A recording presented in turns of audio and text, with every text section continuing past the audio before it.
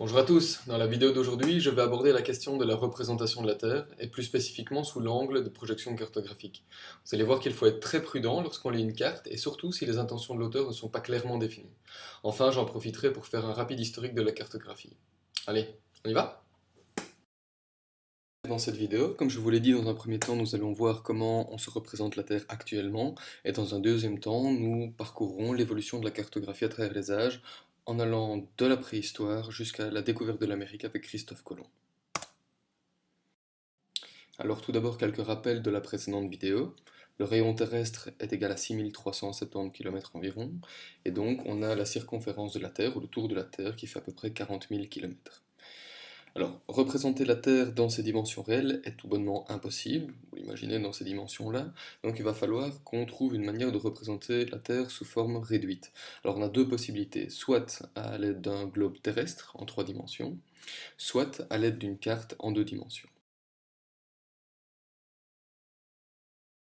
L'avantage d'un globe terrestre est qu'on peut manipuler ce globe afin de montrer l'axe de rotation de la Terre. Donc, l'axe de rotation de la Terre apparaît clairement. Mais aussi, deuxième grande caractéristique, on visualise correctement les éléments qui sont à sa surface sans aucune déformation. Je m'explique. Tout d'abord, les régions polaires apparaissent clairement, vous pouvez les montrer dans n'importe quel sens. L'équateur et les parallèles ainsi que les méridiens apparaissent dans leur bonne dimension, proportionnellement à leur dimension d'origine. Et les continents et les océans, c'est la même chose. Tous les pays, tous les continents océans apparaissent dans des dimensions, des superficies telles qu'ils sont actuellement sur Terre. Le problème d'un globe terrestre, c'est qu'il y a, en fait, c'est déjà un objet très encombrant, et que c'est difficile de mesurer à sa surface. Tout d'abord les distances, vous devez reporter à l'aide de cordes sur des règles les distances. Les superficies, ça devient très compliqué à mesurer une superficie car c'est un objet qui est sphérique, et je ne vous parle même pas des angles à sa surface.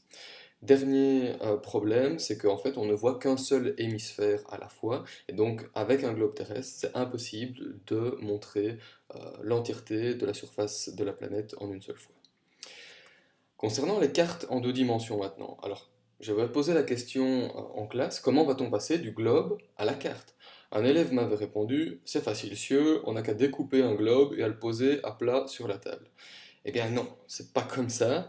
Je vais vous le démontrer grâce à l'aide d'une peau d'orange. Si vous prenez une orange et que vous dessinez les différents continents dessus, et que vous essayez par la suite de l'appliquer sur une surface plate, la table, eh bien vous allez voir qu'en fait, la peau, inévitablement, va se déchirer à plusieurs endroits. Et donc, premier constat d'aujourd'hui, il est impossible de passer d'une figure tridimensionnelle à une figure bidimensionnelle, une carte en 2 dimensions, directement. On va devoir utiliser quelque chose d'autre. Alors, si je reprends les mots de mon ancien élève, mais alors Sieu, comment est-ce qu'on fait? Eh bien, j'y réponds en disant qu'on va devoir créer une carte en 2 dimensions en projetant les éléments d'un globe sur une surface plate. Le premier type de projection qui permet de faire cela, c'est ce qu'on appelle une projection azimutale. Tout simplement, on applique une feuille sur le globe est illuminé de l'intérieur à l'aide d'une ampoule, et on va simplement calquer les différents éléments qu'on voit apparaître sur la surface plate, et on les représentera tels quels. Alors ça a un problème majeur, c'est qu'on ne voit pas l'autre hémisphère là non plus, et donc on a dû trouver d'autres projections afin de représenter le monde dans son entièreté. Une des projections qui permet de faire cela, c'est ce qu'on appelle la projection cylindrique, qui a permis de faire toutes les planisphères que vous connaissez normalement. Dans cette projection cylindrique, on a enroulé un cylindre, un papier, autour d'un globe, lui aussi illuminé de l'intérieur, et on a simplement représenté les différents éléments.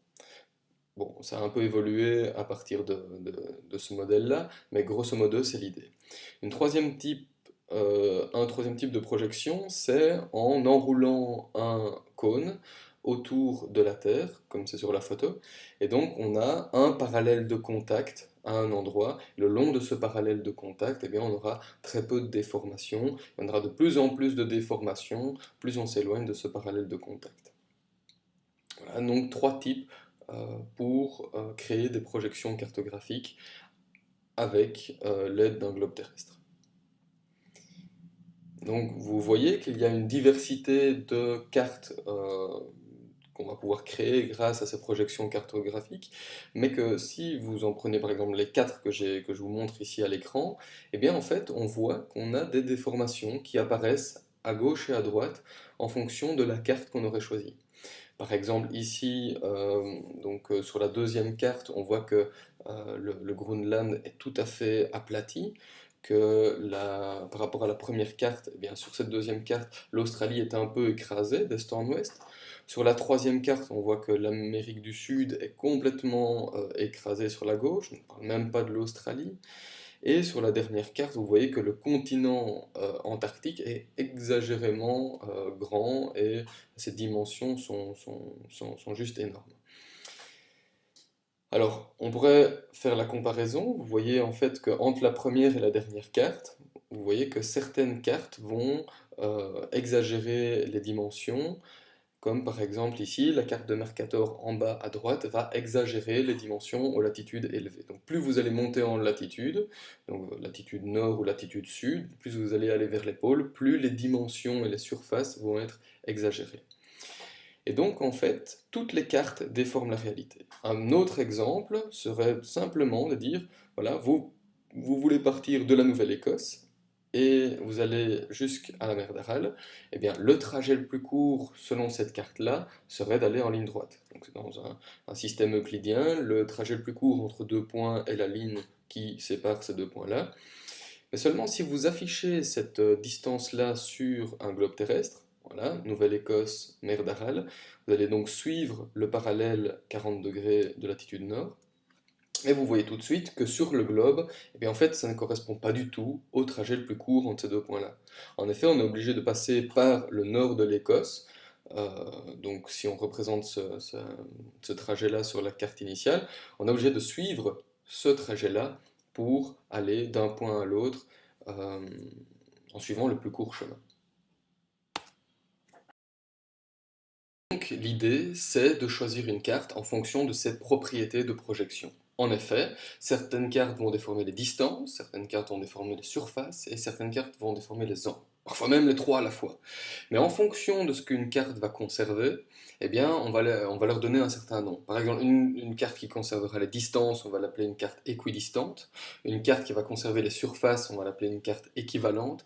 Et une carte qui va permettre de conserver les angles, on l'appellera ça une carte conforme, comme la carte de Mercator qui apparaît ici à l'écran.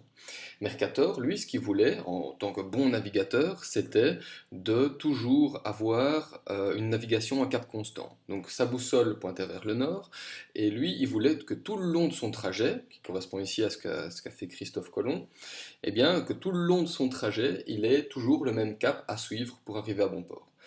En fait, Mercator se disait qu'un navigateur, bah, il n'a pas vraiment besoin de calculer le trajet le plus court qui apparaît ici en jaune. L'idée, c'était vraiment d'être sûr d'arriver à bon port grâce au cap constant et d'éviter les erreurs de calcul. Voici une carte que les Australiens ont fait il y a quelques années déjà maintenant, car les Australiens étaient frustrés d'être toujours recalés en bas à droite des cartes. Et donc ils se sont dit, on va faire une carte qui ne respecte pas les conventions. Déjà, ils l'ont mis à l'envers, et ils ont mis l'Australie au milieu. Alors, en effet, il n'y a aucune convention qui dit que le nord doit être au-dessus de la carte. Et donc, voilà, si on la représenterait telle qu'on a l'habitude de la voir, pour mieux vous repérer, c'est comme ça qu'on devrait l'afficher. Alors Peters, qui a fait cette projection-là, son idée c'était de représenter les continents selon leur bonne dimension, leur bonne surface. Alors vous voyez que l'Afrique a l'air exagérément grande, mais en fait elle apparaît telle qu'elle est proportionnellement dans ses dimensions d'origine. Alors, si on représente des cercles à la surface du sol réel, voilà tels qu'ils apparaîtraient sur la projection de Peters. C'est-à-dire, ils prendraient la forme d'ellipse qui serait exagérément étendue d'est en ouest quand on va vers les pôles, à partir des deux lignes qui sont là. Et si on va vers l'équateur, on aurait des déformations nord-sud. Voilà, ça c'était le problème, c'est que pour conserver les surfaces, on est obligé de déformer la carte dans ce sens-là. Alors en Belgique, quelle projection utilise-t-on? Eh bien en fait, on utilise une projection conique. Alors, voilà une projection conique. La particularité, c'est qu'on a donc un parallèle de référence. Ce parallèle de référence, le long de ce parallèle de référence, eh bien, on n'a aucune déformation, aussi bien au niveau des angles, au niveau des surfaces ou des distances. Et donc, l'idée, c'est que on va prendre une projection conique, mais on va la glisser légèrement vers le bas. Et donc, en fait, on va avoir deux parallèles de contact. Et c'est ce qu'on utilise en Belgique, c'est ce qu'on appelle une projection conique séquente. En effet, regardez, on a deux parallèles de contact par rapport à la Belgique, c'est un document qui est tiré de l'hygiène. On a le parallèle 51 degrés nord et 10 minutes, et 49 degrés 50 minutes. Et le long de ces deux parallèles, on n'a aucune déformation. On a des déformations qui apparaissent au nord, par exemple, du parallèle 51 degrés 10 minutes, ce sont des déformations positives. Entre les deux parallèles, les déformations sont négatives et les déformations redeviennent positives au sud du deuxième parallèle. Mais ces déformations, vu l'échelle de notre pays, ne sont que de l'ordre de quelques centimètres. C'est ce qu'on appelle la projection conique séquente Lambert-Belge. Alors si on regarde la tête qu'a l'Europe sur une projection conique, voilà ce que ça donne. Ce qui va nous intéresser, c'est juste ce qui entoure la Belgique. Donc on va découper dans cette projection conique le territoire qui entoure la Belgique, donc selon le cadre noir. Deuxième partie du cours, depuis quand les cartes existent-elles? C'est une question très délicate à répondre, mais on pourrait estimer ça de manière générale. Les cartes, ou en tout cas les informations géographiques, auraient déjà été utilisées lors de la préhistoire. Ici, vous avez une illustration de la grotte de Lascaux par les hommes préhistoriques. En effet, ceux-ci indiquaient sur les parois des grottes les endroits où ils pouvaient trouver un peu plus de bétail par rapport à la localisation de leur grotte. Ils dessinaient ainsi les montagnes et les fleuves euh, sur les parois de la grotte. La première carte, à proprement parler, a été découverte en Turquie, et c'est donc une carte qui date d'il y a à peu près 6200 ans avant Jésus-Christ, qui indique la position des différentes mines en Nubie. Alors par la suite, on retrouve différents types de cartes. Par exemple ici, une carte qu'on appelle la carte en champ de roseau des Égyptiens et qui date d'il y a à peu près 2500 ans avant Jésus-Christ. Les Égyptiens avaient déjà une vision du monde assez avancée, donc comme on peut le voir ici en bas de l'écran, un monde divisé en trois avec l'Europe, la Libye et l'Asie, en gros. Le tout entouré d'un océan infini. C'est cette première représentation du monde qui est assez importante parce qu'on la retrouvera par la suite. Les Mésopotamiens, eux, avaient l'habitude de représenter leur monde sur des tablettes d'argile. Voici par exemple la première au-dessus, c'est une carte qu'on appelle de Nippur, qui date du 14e ou du 13e siècle, dans ces eaux-là, avant Jésus-Christ, et donc qui indique donc un schéma de la ville. La deuxième carte a été créée par les Babyloniens, qui est aussi une tablette d'argile qui date de 600-500 ans avant Jésus-Christ. Et là aussi, on peut voir donc la cité de Babylone entourée de sa cité mineure, sur le Tigre et l'Euphrate, donc les deux ruisseaux, les deux rivières qui passent par Babylone, et le tout aussi entouré d'un océan infini. Alors, la période grecque a été très faste. Déjà, Thalès de Milet, en moins 580 avant Jésus-Christ, a déjà affiné la- la représentation de la Terre sous cette forme-là, une Terre ronde, plate, comme une galette, entourée d'eau. Aristote a été le premier, en moins 335, à donner des preuves de la sphéricité de la Terre, grâce à notamment la forme des éclipses lunaires. Donc, si vous vous référez à mon petit schéma ici, on voit que la courbure de la Terre se projetait sur la Lune lors des éclipses lunaires. Ensuite, la disparition des bateaux à l'horizon est aussi une preuve que la Terre est relativement sphérique. Et enfin, le fait de voir d'autres étoiles si on se déplace sur Terre, comme ceci, c'est le champ visuel d'un homme qui serait, donc ici en vert, qui serait, mettons, dans l'hémisphère nord. Si celui-ci se déplace dans l'hémisphère sud, eh bien, il va voir d'autres étoiles.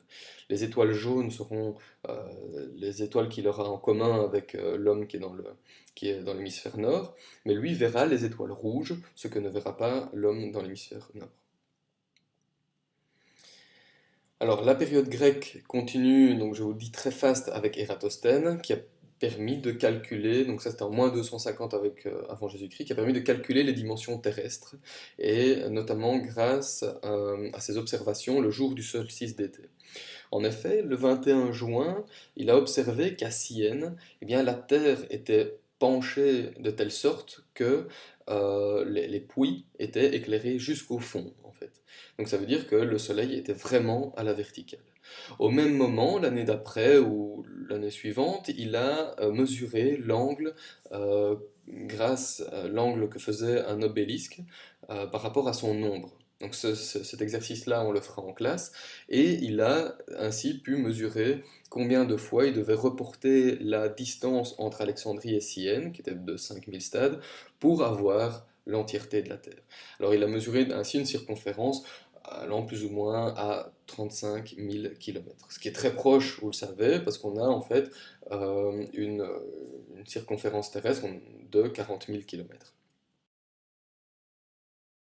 Alors voici la table de Peutinger qui date de l'époque romaine et qui n'avait, elle, pas vocation de représenter le monde tel qu'il est actuellement, tel qu'il est réellement, mais plutôt de servir de carte routière ou en tout cas de table d'itinéraire. Donc on voit tous des itinéraires qui traversent cette carte, et donc on peut voir différents éléments. Ici on arrive tout doucement en Italie, on voit Rome avec le Vatican ici au centre, on voit la botte de l'Italie avec la Sicile, on arrive tout doucement en Grèce avec Athènes, on voit ici tout en bas le delta du Nil, Jérusalem, et progressivement on arrive en Asie, où finalement on se rend compte qu'on a très très peu d'informations. Ne serait-ce qu'au niveau de ces côtes, c'est très très mal représenté parce que peu de monde y était revenu et il n'y en avait que très peu d'itinéraires au final. Alors, la carte de Ptolémée est très célèbre. Pourquoi? Parce qu'en fait, elle a une vision du monde qui a duré très longtemps. En fait, elle a été créée au IIe siècle après Jésus-Christ et elle a fait foi jusqu'au XVe siècle, donc presque à la fin du Moyen Âge.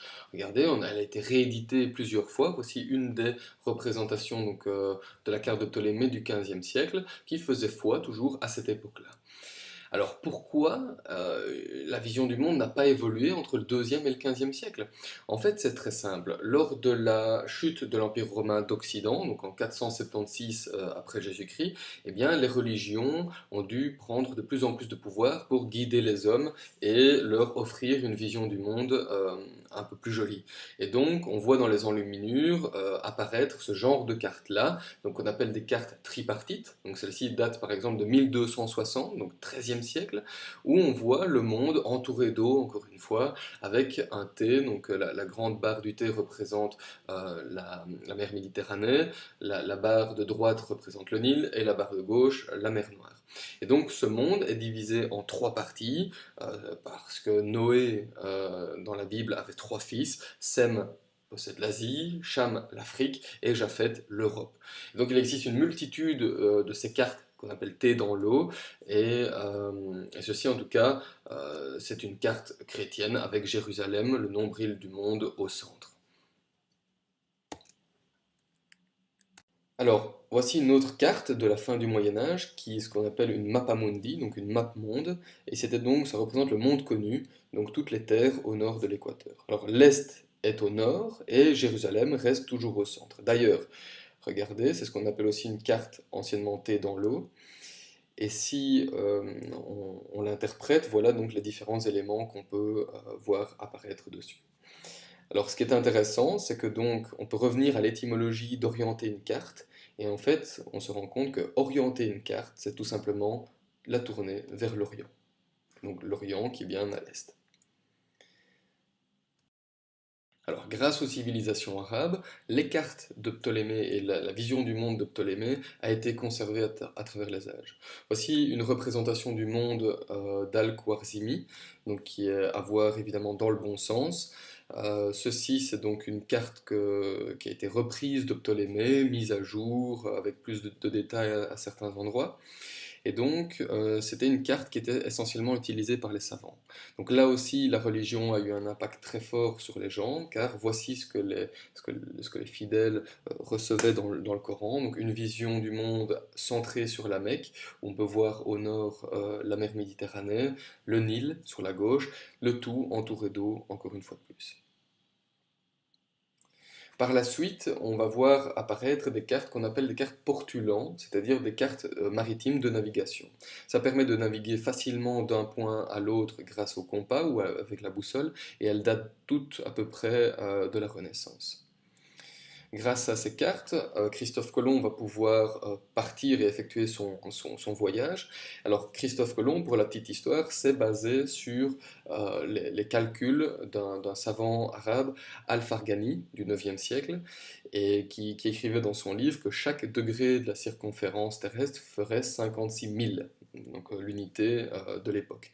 Et la Terre mesurait ainsi 20 520 000, qui correspond à 40 000 km. Alors, Al-Farghani travaillait en mille arabe, malheureusement, parce que Colomb, lui, travaillait en mille romain. Et donc, quand Christophe Colomb est parti, eh bien, il pensait que la Terre mesurait 20 520 fois 1,4, donc les 1 km 400 que faisait un mille romain, et donc 30 000, à peu près 30 390 km, ce qui fait à peu près 10 000 km de moins que ce qu'on connaît de la circonférence terrestre actuellement.